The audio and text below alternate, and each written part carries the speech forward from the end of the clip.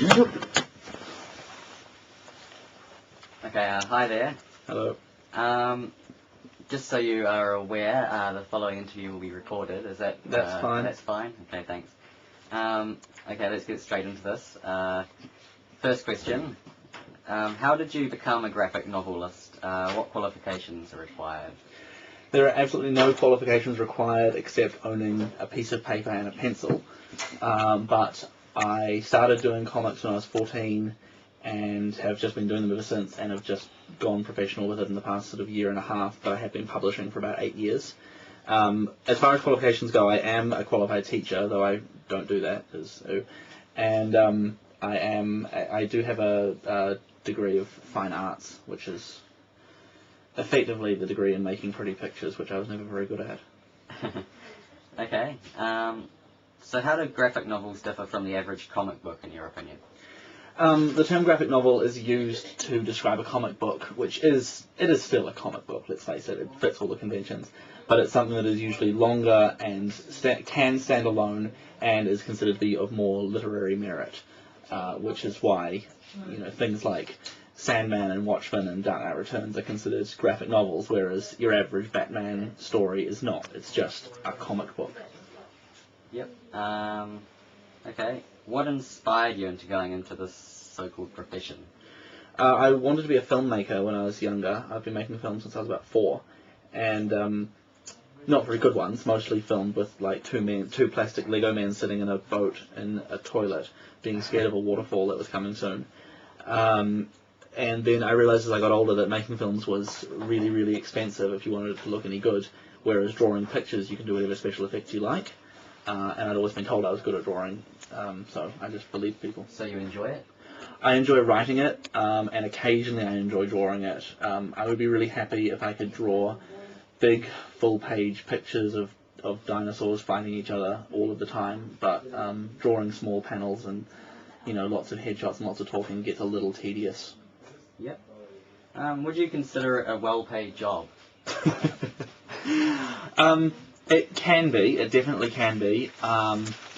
As of a few days ago, with a new cartooning job I got, I officially make more money from comics than I would if I was on a benefit in this country. But also, what I make my money from is, what I actually make my living from isn't from the comics themselves. It's from the merchandise, the T-shirts, the badges, as well as what's happening at the moment, which is selling it for a TV deal and an international deal. The comic market in New Zealand is really, really small. So, I mean, there are 6 comic shops in the entire country, and if a big title like, say, Wolverine or Batman will sell maybe 5 or 6 copies through each store, whereas if it's worldwide, there are millions of comic shops and millions of copies will be sold, and thousands of copies will be sold of every comic to every store.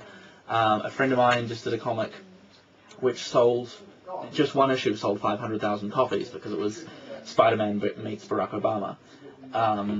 And he's got another one coming out, which is a murder that happens at Fashion Week, and it's got Tim Gunn meets the Avengers, and that will sell huge amounts because it's worldwide. But in New Zealand, internationally, I can make a lot of money. Locally, I can make, I made enough money to comfortably have a student lifestyle without having to have a part-time job, and I paid all my uni fees and then funded a feature film from it. So what are some of the names of the works that you have produced? My first comic was a superhero story called Bald Man, which was about a man who was bald. That never got published. That was when I was 14. The first published thing I did was an ongoing series, 8 pages a week, about a guy named Bob, who had a miserable life, and that was just a really small print run of sort of 50 copies, and distributed relatively locally and online. Since then I did a thing called Being the Antichrist, which was a one-off graphic novel, and then I did a thing called Drinking Mercury, which was also a one-off graphic novel. I did a 3-part series called Falling Leaves, about a guy who discovers he has godlike powers but was never meant to know, and it drives him mad, which was kind of my first serious real comic, if you like. It was the first one that was produced in a really nice way, and I was really happy with the work when it was done. Also, it was the one that I won Best Writer and Best Artist and Best Comic for that at the Gibson Awards that year. Since then I've done did a 100-page graphic novel called Wilhelm's Scream, which was a murder mystery about a film sound effect set in a play written as a comic book, which was kind of postmodern and, you know, the whole thing, and the whole comic pretended it was a movie. It was fun, but it was a bit, you know, a bit self-involved.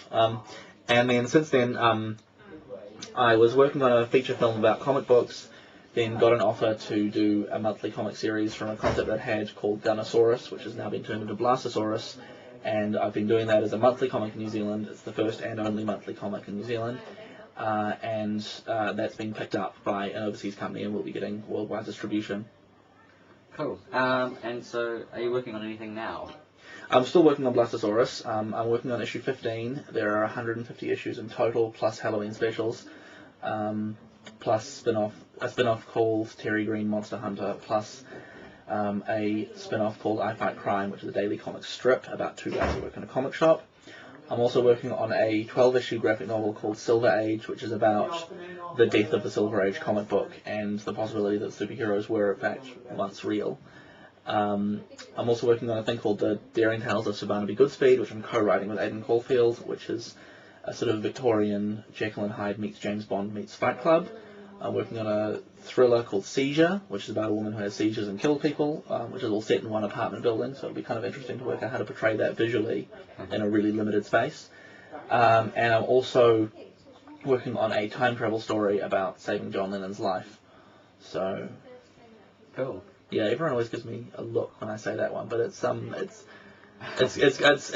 to be cooler than it sounds, I think. Well, thank you for that. Is there anything else you'd like to add? I don't know. What else do you... Okay, that's great. Thanks. Yeah, that'll probably do.